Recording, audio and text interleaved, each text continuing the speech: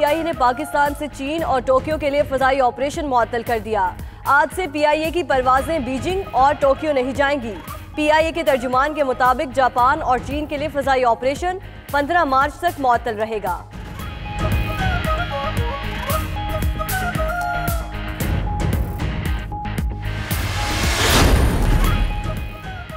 वज़ीर आज़म इमरान खान का एक बार फिर महंगाई का एतराफ़। कहते हैं मुल्क में महंगाई हमारी गलतियों से हुई।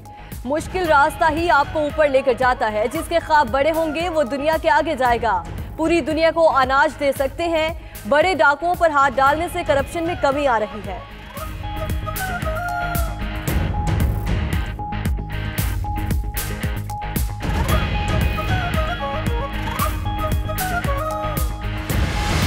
बीमारी हो तो उसका इलाज होता है।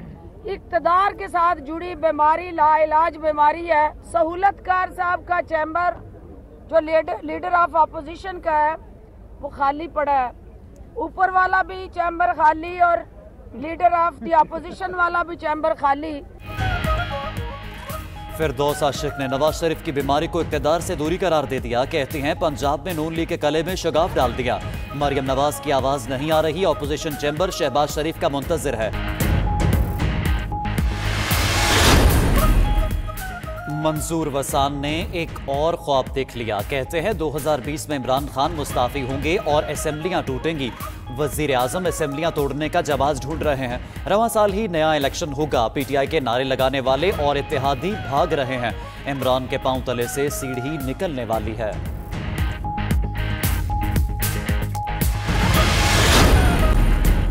PTI के अपने लोग और इत्तेहादी नाराज हो चुके। वफाकी हुकूमत अब ज्यादा दिन नहीं चल सकती। वज़ीर आला सिंध मुराद अली शाह ने सहमन में कहा, बीमारी के बावजूद आसिफ जरदारी मुल्क की सियासत पर नजर रखते हैं। इन हाउस तब्दीली आईनी और जमहूरी तरीके से आएगी। सारी जमातों से मुशावरत करके तहरीक चलाएंगे।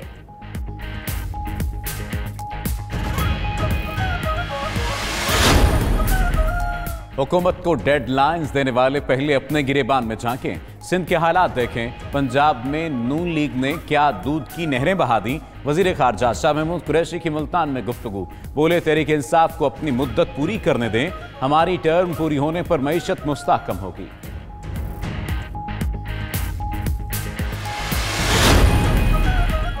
उमरकोट में ज़िमनी इलेक्शन पर IG सिंध भी मुतहरक। कलीम अवाम ने डिप्टी कमिश्नर और SSP की तब्दीली का खत लिख दिया है, इसलिए इलेक्शन से कबल उन्हें ओहदे से हटाया जाए।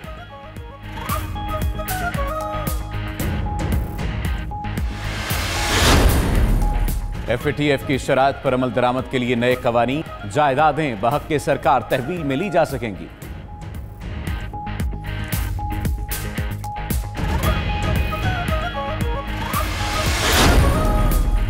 आर्मी चीफ का 4 रोज़ा दौरा मराकश। ISPR के मुताबिक जनरल कमर जावेद बाजवा की मराकश के वज़ीर दिफा और मुसल्लह अफवाज के इंस्पेक्टर जनरल से मुलाकातें। Royal College Higher Military Education का भी दौरा। वज़ीर आला पंजाब और स्पीकर परवेज इलाही की 1-on-1 मुलाकात। पंजाब असेंबली में डेप्यूटी स्पीकर के मामले पर पैदा सूरत हाल पर बातचीत की। इत्तेहादियों के दरमियान मामलात को ऐसे अंदाज में आगे बढ़ाने पर इत्तफाक हो गया। सरदार उस्मान बुज़दार ने कहा, मिलकर अवामी खिदमत का एजेंडा आगे बढ़ाया जाएगा।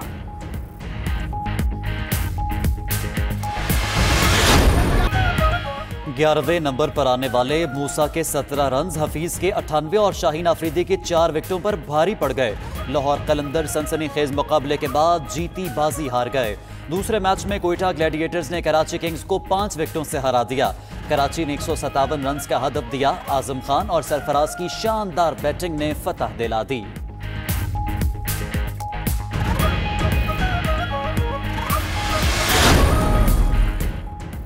लाहौर कलंदर्स, कोयटा ग्लैडिएटर्स और कराची किंग्स को स्लो ओवर रेट पर जुर्माना। लाहौर कलंदर्स ने मुकर्ररा वक्त तक 2 ओवर्स कम किए। नेशनल स्टेडियम में मैच के दौरान कोयटा ग्लैडिएटर्स और कराची किंग्स ने मुकर्ररा वक्त पर 1-1 ओवर कम किया। तमाम खिलाड़ियों को मैच फीस का 10-10% अदा करना होगा। इवेंट में अगली बार स्लो ओवर रेट पर दोनों टीम्स के खिलाड़ी मैच फीस का 20-20% जुर्माना भरेंगे।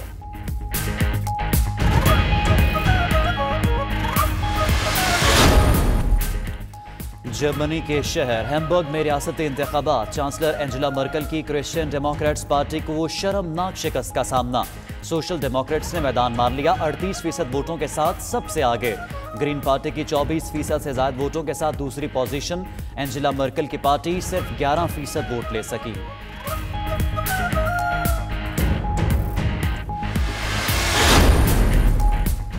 फ्रांस के शहर डंकर्क में रंगारंग कार्निवल, रंगीन लिबास और विग्स पहने हजारों अफराद की शिरकत।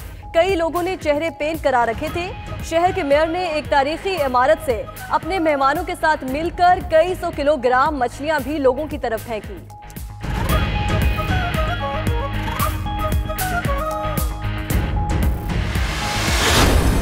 एक खाली थिएटर में हसीनाओं के जदीद मलबूसात पहनकर रैंप पर वॉक। बदकिस्मती से इस मौके पर उन्हें सराहने वाला कोई नहीं था।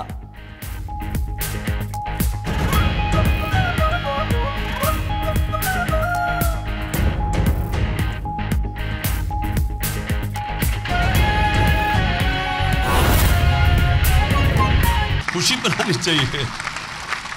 बच्चों ने इतना जबरदस्त काम किया आपके, तो बड़े सीरियस बैठे हुए हैं आप।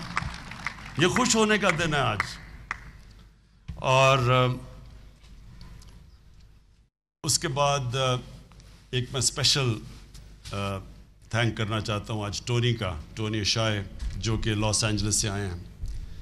मैं इसलिए उनको थैंक करना चाहता हूँ कि इन्होंने जो डिज़ाइन बनाया, अब ये जगह तो मुझे पसंद आ गई। और एक वो तारिक, वो पेट्रोल पंप वाला, पता नहीं यहाँ आया हुआ या नहीं। हाँ, वो आया हुआ तारिक। ये तारिक के पेट्रोल पंप से तहरीक इंसाफ मियांवाली में शुरू हुई थी।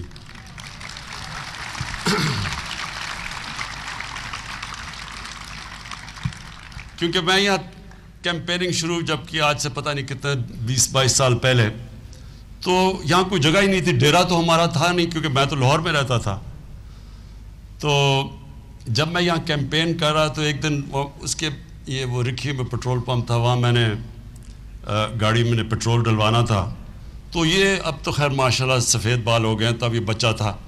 तो ये आया वहाँ और इसने मुझे कहा कि मैं तो तहरीक इंसाफ ज्वाइन करना चाहता हूँ। उन दिनों में हमें बड़ा शौक मिलता था कि कोई तहरीक इंसाफ में ज्वाइन करे।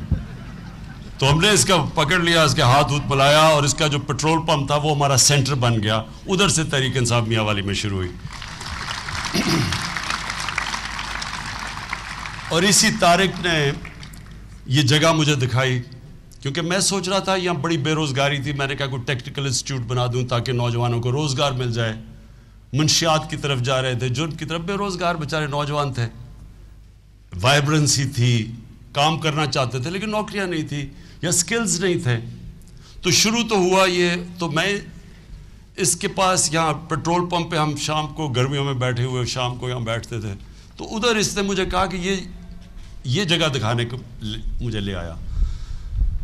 तो तब मैंने ये जब जगह देखी तो मैंने कहा ये टेक्निकल इंस्टीट्यूट बहुत छोटी है इस जगह के लिए, यहाँ एक बड़ी ग्रैंड यूनिवर्सिटी बननी चाहिए। तो उधर से ये आइडिया शुरू हुआ, और वो आज से पता नहीं कितने साल पहले की बात थी। तो लेकिन इसका क्या डिज़ाइन बनना था, ये तो बिल्डिंग बन गई, लेकिन मुझे ये समझ नहीं थी कि इसका डिज़ाइन क्या होना चाहिए। तो टोनी ने जो इसका मास्टर प्लान बनाया है, पहली दफ़ा मुझे अब पिक्चर नज़र आई है कि ये इंशाल्लाह ये कैसे पाकिस्तान की ऑक्सफोर्ड यूनिवर्सिटी बनेगी, ये सारी जगह एक नॉलेज सिटी कैसे बनेगी। तो मैं टोनी आपका ख़ास शुक्रिया अदा करना चाहता हूँ, क्योंकि मैंने जब वो मास्टर प्लान देखा तो मुझे बड़ी देर तक वो एक्साइटमेंट रही है, बड़ी अच्छी फीलिंग रही कि पहली दफ़ा एक पिक्चर नज़र आ रही है कि ये क्या बनेगा। मैं सबके लिए, नौजवानों आपके लिए, स्टूडेंट्स आपके लिए एक चीज़ कहना चाहता हूँ। याद रखना, अल्लाह ने जब हमें अशरफुल मखलूक़ात बनाया है, और जब फरिश्तों को कहा था कि इंसान के सामने झुको, तो जब शैतान ने कहा कि मैं आग का बना हूँ, मैं नहीं झुकता, तो अल्लाह ने उसको एक चीज़ कही थी। अल्लाह ने कहा था मैंने इनको वो ताकत दी है जो तुम्हें भी नहीं पता। सो हम सब में अल्लाह ने बहुत ताकत दी है। हम सारी ज़िंदगी गुजार देते हैं, हमें पता ही नहीं चलता कि अल्लाह ने हमें अपनी सबसे अजीम मखलूक बनाया है, हमें क्या क्या सिफ़तें दी हैं। क्योंकि हम उसको, हमें पता ही नहीं चलता, हम कोशिश ही नहीं करते निकालने के लिए वो ताकत। तो जो ताकत अल्लाह ने दिया, मैं आपको आज एक बात बता रहा हूं कि जो चीज़ आप तसव्वुर कर सकते हैं, जो पिक्चर कर सकते हैं,